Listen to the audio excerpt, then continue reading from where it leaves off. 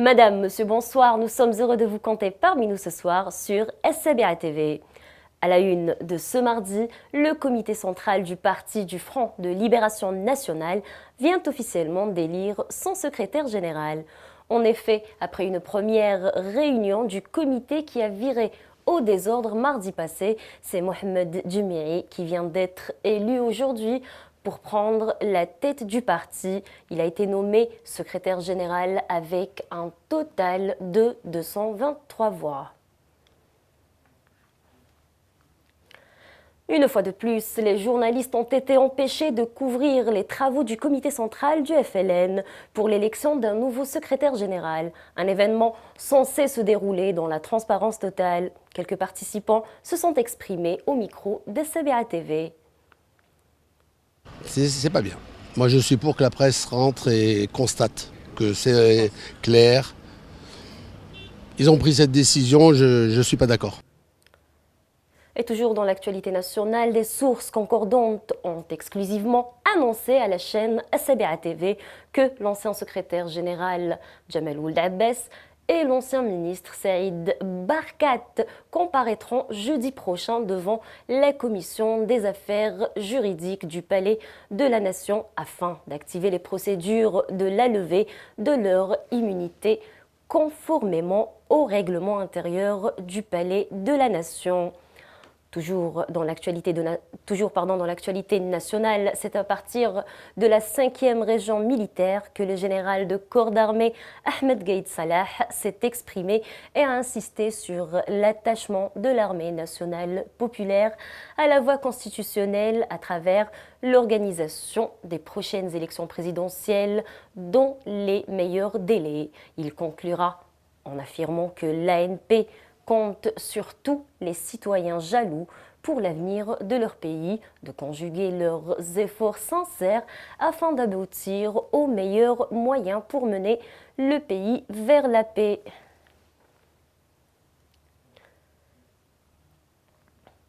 Le feuilleton de passer devant le procureur se poursuit en Algérie. Aujourd'hui, c'était le tour de l'ancien Premier ministre Ahmed Yahya de comparaître devant le parquet d'Alger. Il a en effet été écouté par le procureur de la République près le tribunal de Sidi Mohamed sur des dossiers de dilapidation de fonds publics. Il a quitté le tribunal en fin d'après-midi. Pour rappel, l'ancien Premier ministre Ahmed Yahya a été limogé en mars dernier. Les appels à la grève ces dernières semaines se sont multipliés, un procédé qui pourrait être dangereux pour l'économie nationale. Pourtant, ce mouvement est souvent suivi, que ce soit dans le secteur privé ou public. Les détails dans ce récit. Ces derniers temps, les appels à la grève anonyme enregistrés ne cessent de s'accroître. Le suivi de ces mouvements reste assez large, du simple commerçant aux entreprises publiques.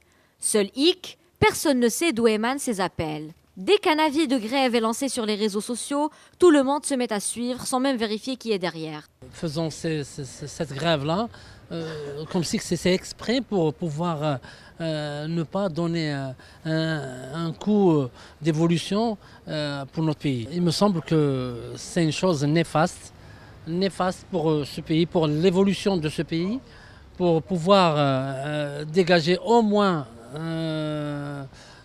cette souffrance et de sortir de cette brume de décadence. Les Algériens doivent prendre conscience et comprendre que ces grèves sont néfastes pour l'économie algérienne, d'autant plus que personne ne sait qui lance ces appels à la grève. L'infrastructure qui a fait débat ces dernières années voit enfin le jour.